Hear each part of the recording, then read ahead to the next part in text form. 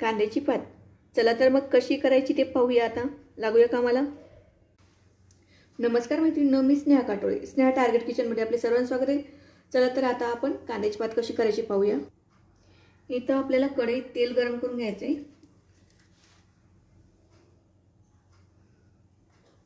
कांद्याची पात करायची म्हणजे तुम्हाला एक सांगते, कांद्याची पात जर गुळमट लागते ती कशामुळे लागते माहिती का? आपण त्याच्यात तिखट व्यवस्थित टाकत नाही, त्यामुळे गुळमट होते. तर आपल्याला तिखट व्यवस्थित टाकलं तर एकदम चवदार अशी होते बघा.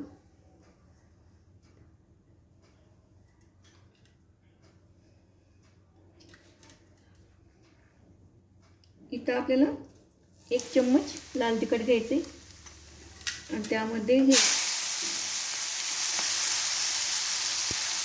आणि मुगाची डाळ टाकायची.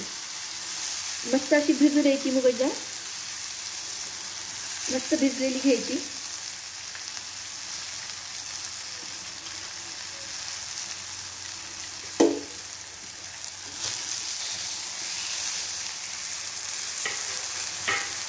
आणि इथं अर्धा चम्मच मीठ टाकते मी.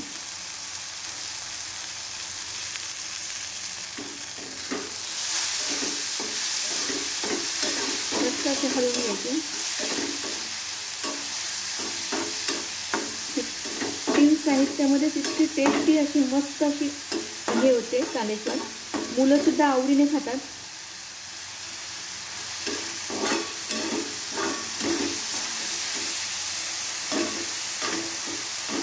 तुम्ही नक्की एकदा करून पहा.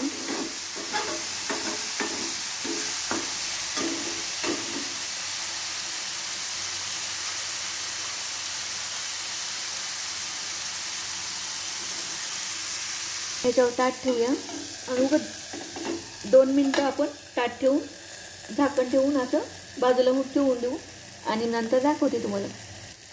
हे बघा, आपण आता 3 मिनिटे झाले, काढून बघूया. हे बघा, मस्त अशी कांद्याची पात झालेली आहे. मुलं सुद्धा आवडीने खातात, खूप छान लागते.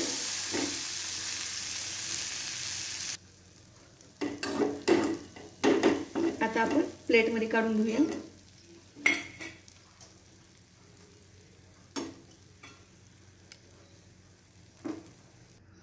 कांद्याची पात आपली तयार आहे. तुम्हाला व्हिडिओ कसा वाटला, काय वाटला, कमेंट करायला विसरू नका, लाईक करायला विसरू नका आणि व्हिडिओ आवडल्यास मित्रांना त्यावेळेला शेअर करा. आणि नवीन जर बघत असाल तर सबस्क्राईब करा, लाईक करा, कमेंट करा आणि व्हिडिओ आवडल्यास मित्रांना त्यावेळेला शेअर करा. धन्यवाद माझा व्हिडिओ पाहिल्याबद्दल.